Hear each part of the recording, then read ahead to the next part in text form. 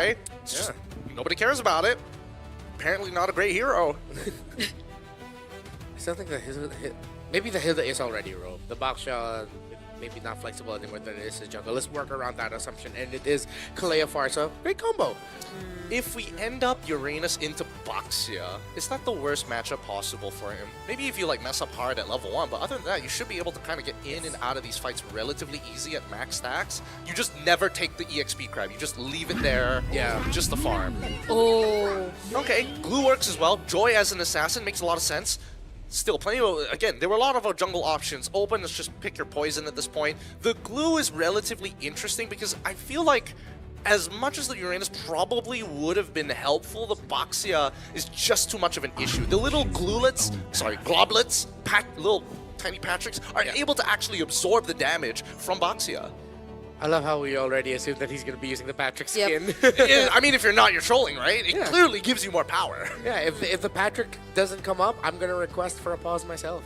Wait, is this the bug? You're waving down the marshal. Stop the game! Where's the Patrick skin? That's not the right skin!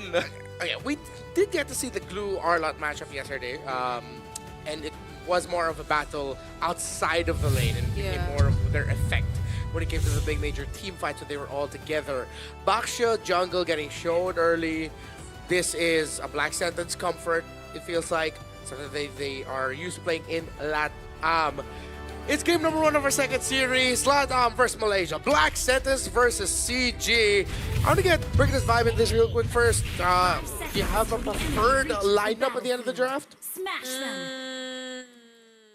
I have to say, after what happened yesterday, I might be siding a bit more, definitely with CG. Yeah, with the glue. Because it's gonna like help so much, and the amount of frontliners that are, see, there goes the Patrick skin as confirmed. The amount of frontliners here that are present for BSE. So there's a direct response, but we'll see about that. This is still a very fast rotating draft that Black Sentence has drafted, so maybe, just maybe, if they get the right tempo. I think that's what this game is going to be about, right? It's all about tempo. These smaller trades that we see in these fights. Oh God. Speaking of tempo, immediately looking for Chico in mid, and now look at how low Balance is. He's actually going to be first blood. Gary gets a trade on Hide on Bush though, so I guess it's worth it. Worth it for CG, not worth it for Black Sentence. They lose their CG, jungler so early. Well, I mean, I guess it depends, right? Because this has a lingering effect. Because Chico is now too low. He might lose some EXP here just because of that initial fight. Yeah, in a way, it's a utility jungler too that they took out. So I guess it isn't as bad for Black Sentence just yet. And it's nice to see how aggressive it is, but I mean, he's got to stop. He's got to stop. Are you not going to go? Oh, Gary's there. Maybe that's why. So they get some assistance in terms of clearing the mid lane. I like how Chico's just playing it right at the edge, man. I swear, if there was another gang from like underneath the tower from Hide on Rush, that would have been frustrating. Of course, as Hide on Bush went down, he had to go back to his rotations. Pass out the F3 and Valence. Turtle will now spawn. And Hide on Bush, despite the early death, still willing to contest. Emblems are still standard as ever, as we see that a majority of members are hitting the level 4s. In terms of support, Steffe, slight EXP advantage onto Valence. They're not going to have their big ults. And I think this is a pretty good example of when you should probably back away from the fight. Okay, A3 now trying to look for a target. Steffe though, he's finding Chico. Chico though, using the Cyclone Eye and laid down the real-world manipulation just in time. Picks up a double kill. Gary gets to run away. Steffe uses the flicker, but now he'll have to say goodbye as well.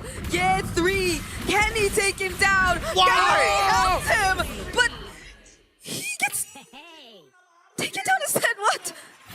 He just needed to walk up, skill 1, walk backwards, save your dash in case he tries to close the distance. Because at the end of the day, all you want to do is just negate a bit of HP before the Wilderness Blessing. What? I try. Not in the direction they wanted. Doom lives instead. Oh my, Valence.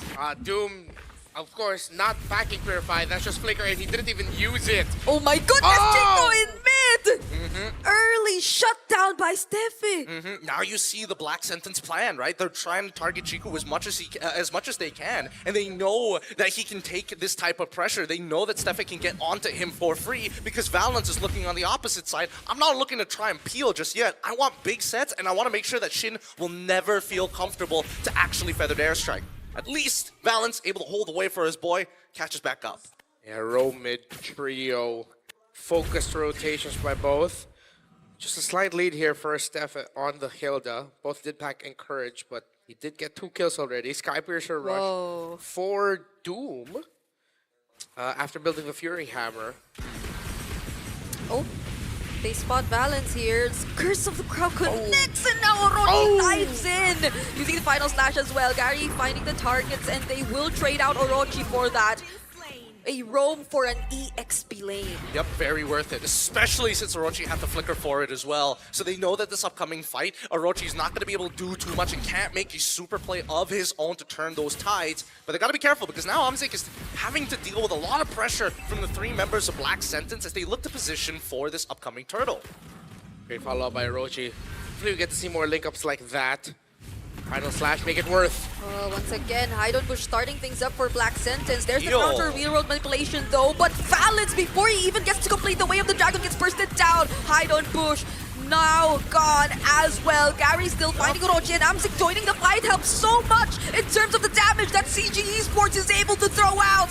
He takes down Jin, but Doom picks up a double. Okay, double. Very important for Black Sentence. They get 2 stacks for their Granger. Skypiercer built up before that. Hopefully they stop sending their jungler as the main frontliner slash roamer. Whoa. But Chiku gets the purple buff last hit, taking it away from Hide on Bush. I know he's a utility jungler, but maybe stop sending him in front all the time. Honestly, considering they're winning out like a majority of these trades, let's find out! Oh, Gary still finds the objective. Final slash doesn't connect. Steffi was trying to run after him, but Chiku, he's just blocking the way. Look at that purple buff, Eve. Oh, Okay, all right. He's able to kind of just show the border here, and that's the most important part. As Orochi has already used his final slash, Amzik, again, trying to stay alive for as long as possible. He is the main win condition, as Chiku is now in a phenomenal position. Look, he's a full 900 gold against his opponent. He's 5-1 and 4 against Shin, and Shin only has completed a Lightning Truncheon. In terms of DPS output, Shin should be the one who's feeling overwhelming. However, this glowing wand is doing a lot of work. Steffe can't walk up comfortably. Orochi isn't going to be able to sustain as long as he would like to. Even Hide on Brush has to be a little careful. every single time Black Sentence tried to go for Chiku. But now it's Chiku who's up there in terms of the leads. So that's potentially denying Black Sentence of their initial plan, so they might have to change things up a bit. Now Valence trying to look for Doom, once again lands the kick, but maybe not in the direction that they wanted. Gary fortunately was there though to finish off the kill. A bit of slows from the Void Crystal, but does Gary have a way out of this? He doesn't, as he's getting shut down by Hide on the Bush. All right, with all of that happening, CG Esports get the push up top as Amzik free to split push. But the reduction on the turret's still up, so he's gonna stop that. That was a great setup between Gary and Valence. I don't know if Gary messed up there. I don't know if his dash was still on cooldown or he tried to dash and then got hit by the rolling in of Hide on Bush. I feel like the moment the kick was in the wrong direction and CG Esports decided to just force it. What if this whole time his name isn't Hide on Brush? What if he's Hideon? What if he's Faker? Maybe he's smurfing, I don't know. We don't know. With the Wishing Lantern in hand, Chiku Guys is going to make him pay. At the very least, now, Chiku Guys is like, I've got enough utility. Hide on Bush, he shouldn't be a problem, just give me some time. Same goes for Steffe, but let's play the poking game. Let me and Ye3 do some work. Oh, speaking of Ye3, Yeah, might actually find Hide on Bush here. Oh, Orochi still not using Final Slash, trying to get for a bit more information before they actually try to go for a play. Now CG Esports pulls the objective towards their side. Yeah, and you can see that, like, Ye3, he's basically taking negative damage, right? He's pretty tanky. Oh, now Valence once again, he uses the Way of the Dragon on Hide on Bush. Was that the right target? Gary, though, gets the objective! And look at the amount of damage that's coming in from them! onto the back lines. Ye3 successfully isolates Shin. Amzik with the free hits. And Haidon Bush once again on his 4th death of this game. Oh, Steffi though, will he get to pick out Amzik here? Oh. Ye3 helps him and he does not. This is a very different CG. I don't... Right? Chico, he should be okay. Oh!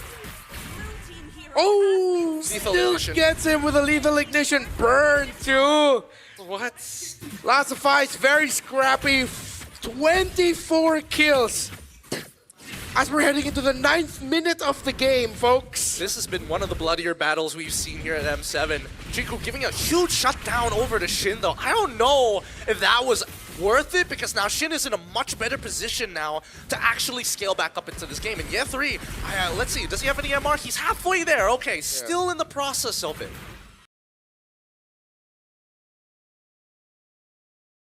Yeah, but so far this Galul has been way too tanky for Black Santas to really think about, which is messing up their team fight because Shin and Doom can't team fight comfortably. They always just have Ye3 standing up on them, grabbing them with the ultimate, messing up their flow, that it just leaves Haidon Bush and Orochi, excuse me, Hideon and Orochi to just now be at this. They're both 4 deaths apiece.